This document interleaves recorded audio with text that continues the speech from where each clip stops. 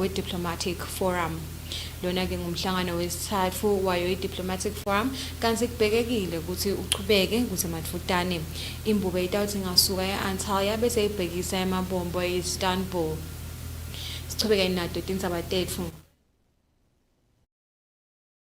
Libandla likoleka umthelo kuleli Eswatini Revenue Service yetfule indlela lensha yetebuchwephesha letawelekelela labo ke lababhadala umthelo ukuthi bakwati ukubhadala kamalula lebitwa nge-tax ease. Lokhu ke kwenteke khona lapha emahhovisini emthelisi lapha ezulwini.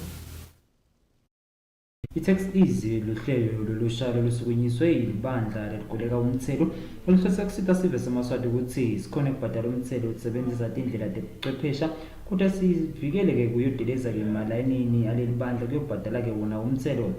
Brightwell Nkambule longu-commissioner ka-Eswatini Revenue Service uthi lolu hlelo lutawubasita nabo ukuthi bakhone-ke kuchumana nesive lesibhadala-ke wona umthelo sebenzisa indlela tebuchwephesha. Umsebenzi wanamhla siphakamisa luhlelo letfu lwe-tax ease. Lena i-system lesiyilethako tolekelela ema-clients ethu ukuthi kuze kuthi kube lula ukuthi ba-manager ema-tax affairs abo. Lengingathanda ukuhlabisa ngenhloko nje, ngaqala ngithi ngikhumbule ukuthi just 3 days ago indvuna yetemafa ePhalamende ithi tenkwe kithi sonke, so thina singi-ERS yathi kulomnyaka lo tawuqala nga-April i-revenue target lakayibhekile ithi 14.5 billion. Waphindze washo ukuthi ubheke ukuthi si-improve ema-systems lesebenza ngawo kuze ukuthi sitokhona kufinyelela kule target. So lesikubona namhla-ke silontsha ndawuthi yinye kulama systems lamanengi lesitawaletha latawenda ukuthi kube lula ukuthi ema-clients ethu akhone kufaka imibiko yemthelo, akhone kubuka ukuthi ma-affairs emthelo abo ahamba kanjani, akhone futhi nokuthi achumane nathi. So singasho nje ukuthi sinesibinzi sekuthi lo 14.5 kule initiative lesenta namhla awu sitambamba sesivele sisumele etulu sathi nkwe. Nkambule wengetene ukuthi lolu hlelo lutawuphindze libasite nanabo ukuthi bakhone-ke kufeza umgomo wahulumende wekukoleka-ke imali lenganga 14.5 billion kulo mnyaka. Lubikele i-Channel Yemaswati ungwandilethela nakimba lemavuso sembabane.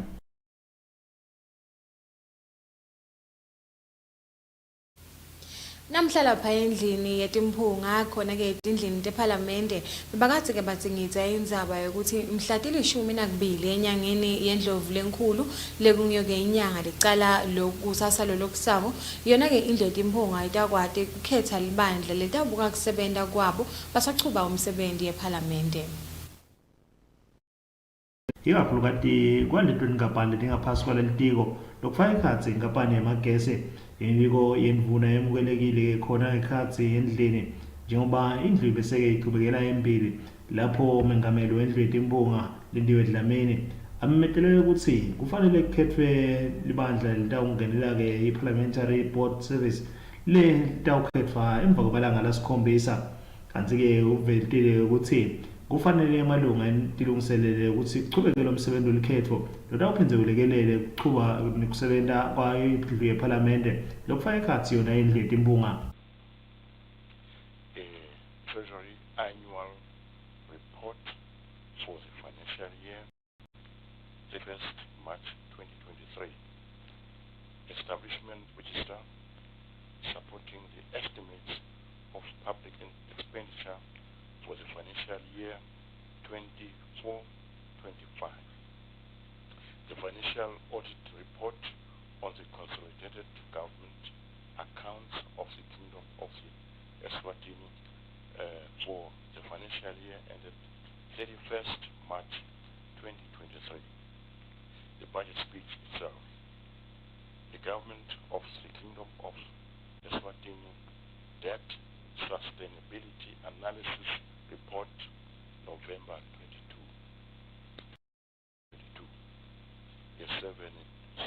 Eswatini Public Debt management policy 2022. Wethu wekuthi salo sibuketa indzaba yakukhetha lilunga mhlambe ngaqala ngikhulume ngale board ukuthi yakheka kanjani timbonga sitohamba kunye sokuthi iboard iba nasihlalo nelisekela lasihlalo sokuthi ema-presiding officers speaker na president baba bosihlalo beboard on a rotational basis according to the act.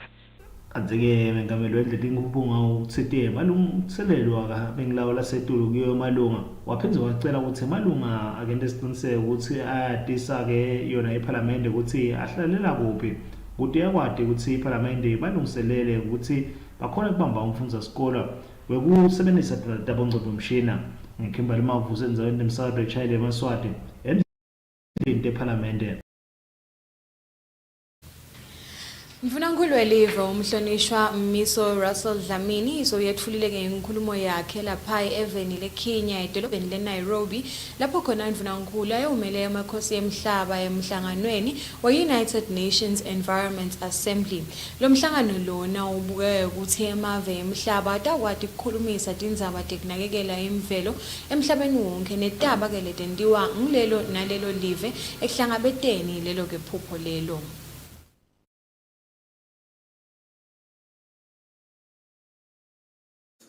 Assemble.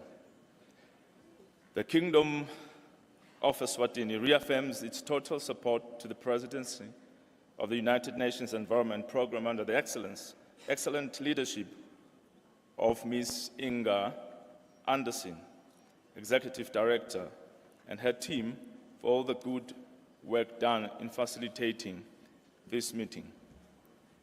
Excellencies, the Kingdom of Eswatini believes that multilateralism is the only hope for lasting global peace and for humanity to live sustainably in harmony with nature, as we can learn from indigenous people of the world. As we face the triple planetary crisis of climate change, biodiversity loss, and pollution, let us use this sixth UNEA to renew the Nairobi spirit of international cooperation to seek lasting and just solutions to these challenges. We applaud the achievements and milestones of this assembly, which has contributed to addressing the planetary crisis of climate change, biodiversity loss, and pollution and waste management. Eswatini acknowledges UNEA's positive global progress on the adoption of the coming Montreal Global Biodiversity Framework, the Global Framework on Chemicals, Pollution and Waste, and the UN EA 5.2 resolution to end plastic international legally binding agreement by the end of 2024. Amongst others, these resolutions will contribute to the national action on ending plastic pollution and enhancing the chemicals and waste management laws, as well as contributing to biodiversity conservation in Eswatini.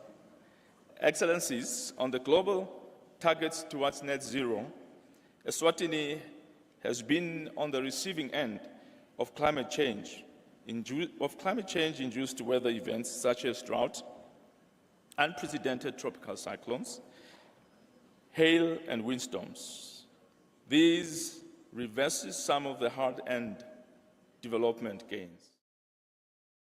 Kanti-ke mfunankulu welive uphize futhi wabongela live leMorocco ngemsebenzi lomuhle leliwendile lisengusihlalo wayo-ke inhlangano ye-United Nations Environment Assembly leseyithetheke iminyaka lesithupha. Kanti-ke ngakulokunye uphinze washo ukuthi live leMaswati liyatikhandla kwenta siciniseko ukuthi imvelo liyayigcina ingileyo-ke leso simeni lesifanele lokufaka ekhathi ekunakekeleni kona-ke kunyukubeteka kwemvelo kanye nekuhlanyela tihlahla eveni lonke leMaswati. Kubika Khanyisile Mabuza etindzabeni temsakato iChannel Yemaswati. Ngisengoyoyo.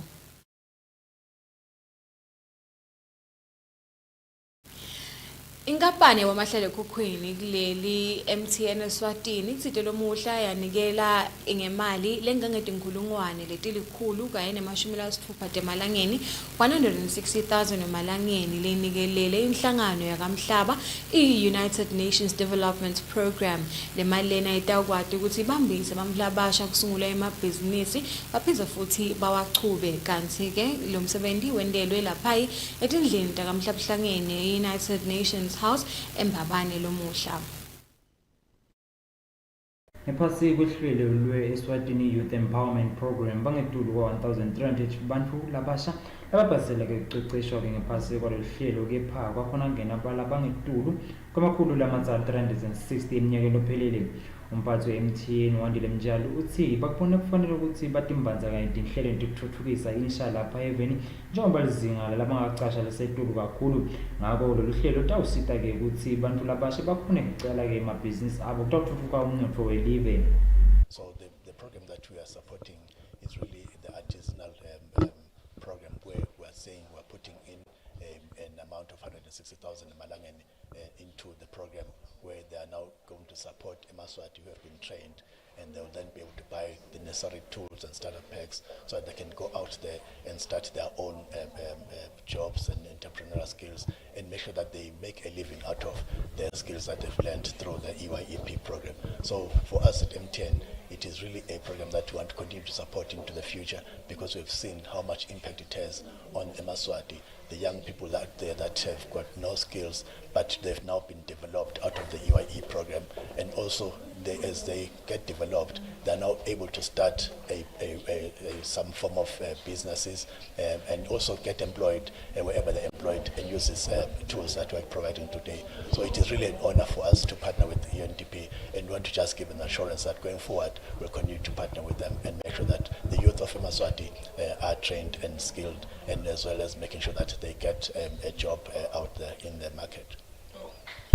Lobekamele inhlangano yakamhlaba i-UNDP Dr. Jita Welsh wendlisa kubonga kuba MTN wathi lokhu lokwendiwe MTN kuhambisana ncamashini nalokhu lokwashiwa silwa semhlaba inkosi Mswati sithathu lapho kona saveta ukuthi bantu labasha abanikeli bematfuba lafanele tawubakhuthaza ukuthi baqaleke emabhizinisi tawuthuthuka umnotho welive. Out the directive that came from the throne at the opening of Parliament, we all heard, and within many other pronunciations, there was a directive to ensure that the youth of Eswatini has all the doors open, because, as it was said at the time, they are the key for the future of the nation. So we feel Washupinzi waveta kuti usemningi umsebenzi kanye nemathuluzi tadzingekile kuti kufezeke izingede bantu labasha lapha eveni. Lo bikela iChannel Yemaswati ungandiletsela na Kimberly Mavuso Sembabane.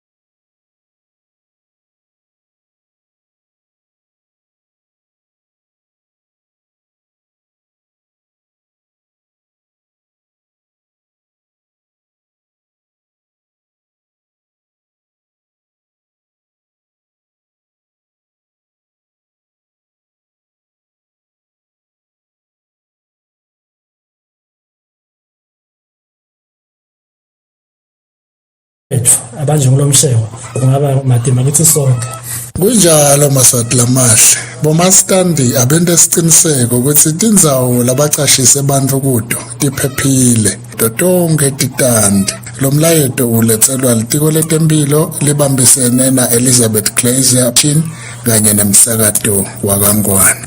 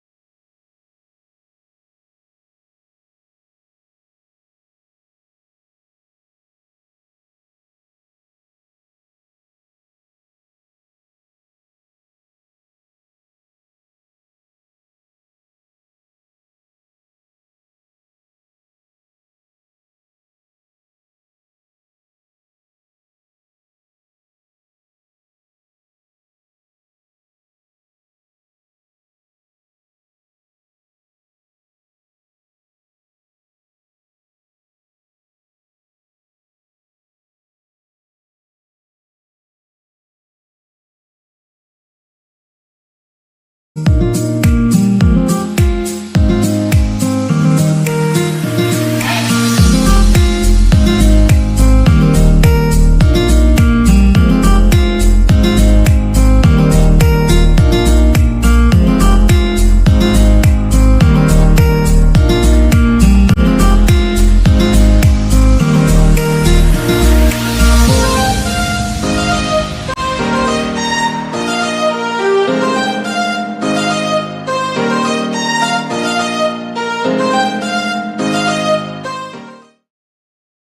Eswatini parking bayanxusa kubaqhubi betimoto ukuthi nabafika emadolobheni lamakhulu imbabane namanzini bangapaki lapho kungakafanele khona. Kwehluleka kuthobela lokhu kungenta imoto iklempwe.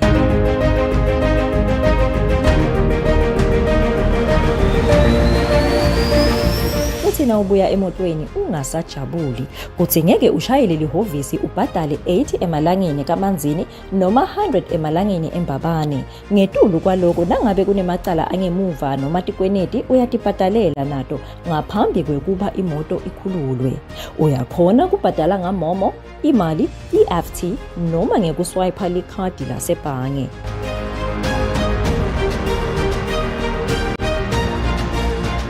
Paka kahle ngwane uphephe. Lo mlayeto uthulelwa base Eswatini parking. Parking excellence.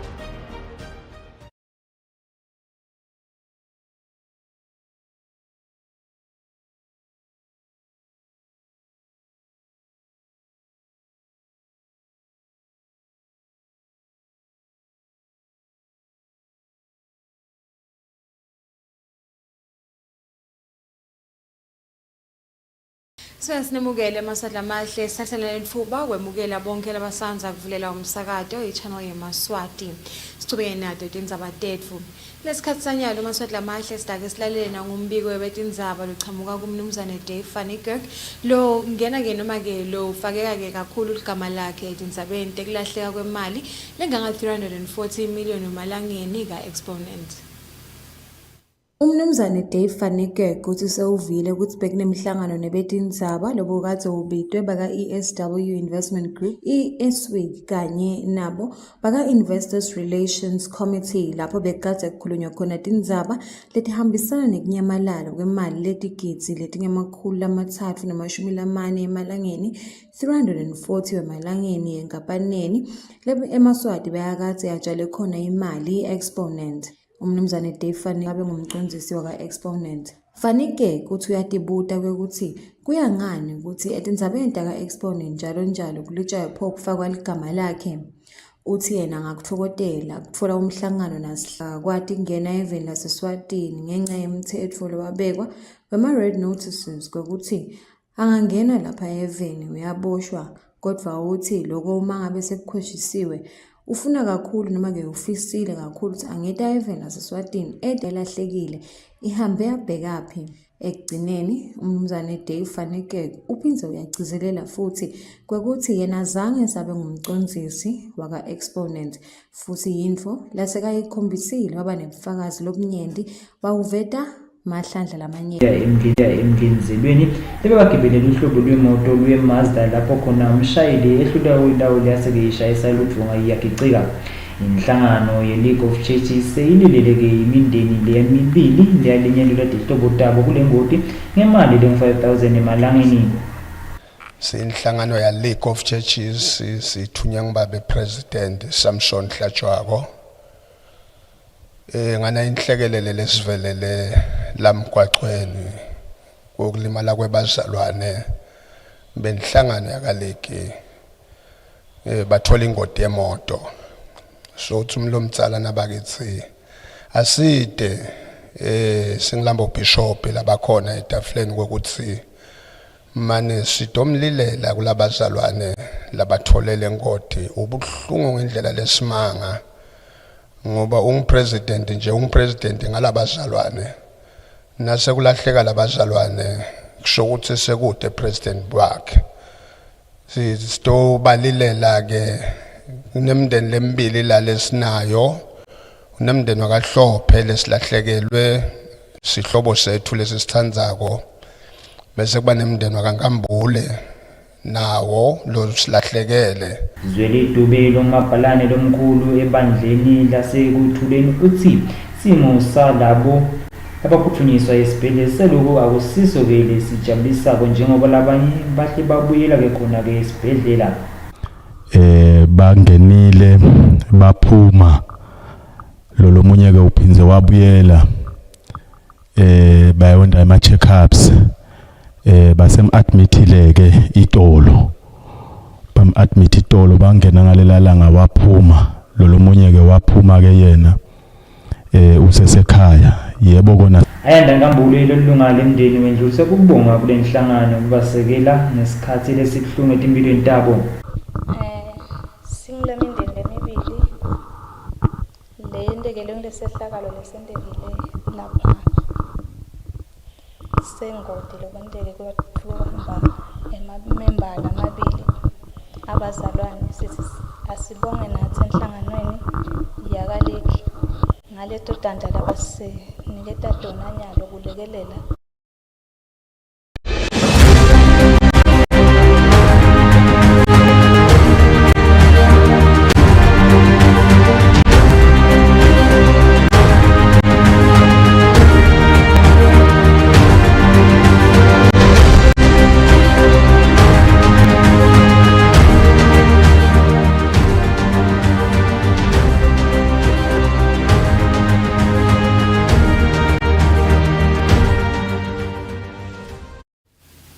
Sasingena etindzabeni tetfuthi emidlalo. Libhange iNetbank lithi liyakutfokotela kuba yingcenye yemjako wemabhayisikili MTB Classic leyendiwa ngekubanjwa ngibo-ke baka Big Game Parks.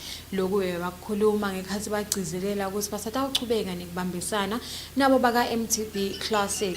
Kanti-ke inhloso yalomjako lona kwenta isiqiniseko sokuthi bayabuyisela esiveni kanti-ke futhi nebantu bayawushukumisa umtimba.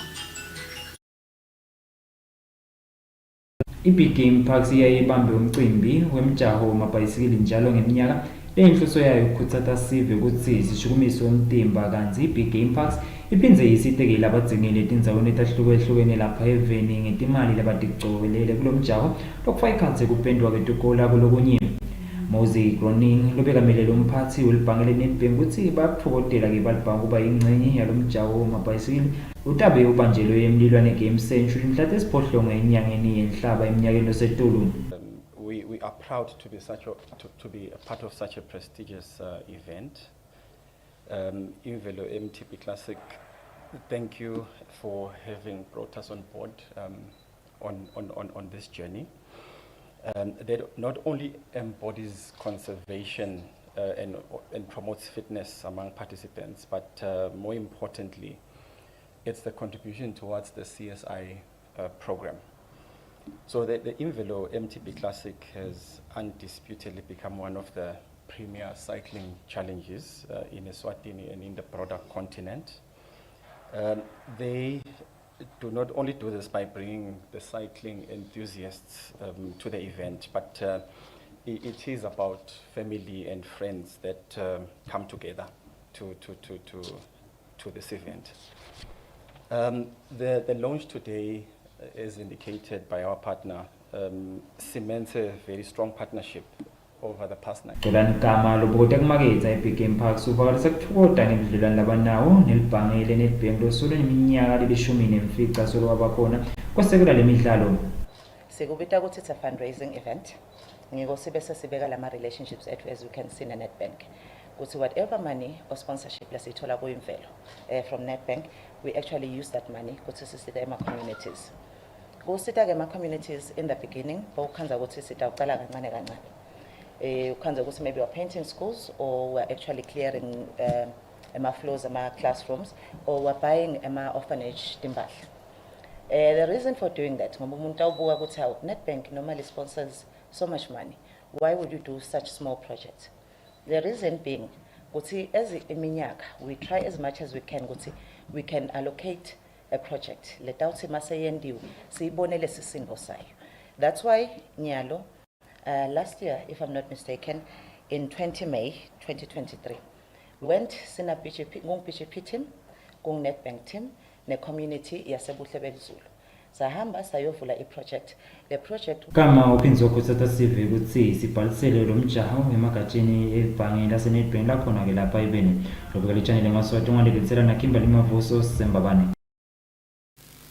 Ngaleto maswati lamahle Tindzaba tetfu sefike emaphethelweni isigoconde wahle kwelethamba embili lo muhla kusihlwa imbube yemhlaba yenkosi umshado wesithathu ifike kahle lapha eveni leTurkey la ihambe khona ngekupheketelwa inkosikazi laNkambule iyongenela umhlangano we-diplomatic forum. Mfuna mkhulu welive umhlonishwa mmiso Russell Dlamini tsitelo muhla wetfula ke inkulumo yakhe lapha eNairobi eKenya emhlanganweni we-United Nations Environment Assembly. Umthelisi kuleli nekwi-Eswatini Revenue Service yethule ke indlela lensha letawenda ukuthi kubhadala umthelo ngetebuchwephesha kube malula lendlela ibitwa nge-tax ease. Swakhulu maswati lamahle kuhlanganyela nathi endzabeni tetfu ngethembe ukuthi nititfokotele kanti ke uma ngikhwesha lapha nasekushaya umbana insimbi yesiphohlongo uyangena umnumzana Chawe Mamba nayo ke Easy Music kanti ke leya lomuhla Easy Music sisho nje maswati lamahle ukuthi itawuthi kwehluka kancane kodwa itawube solo ku imnanzi njengoba sitabe sinikhombisa ukuthi ngabe lapha ebuhleni kwakaze kwendekani kanti ke into anichazela kahle futhi kabanti tase kungashaya umbana insimbi yemfi khona lokulomuhla iPeople and Places ingene uma ngabe maswati lamahle ufisile kuva kahle ukuthi budget split iyayithini ukuthi wena utawusitakala kanjani khona lapho ekhaya ukhona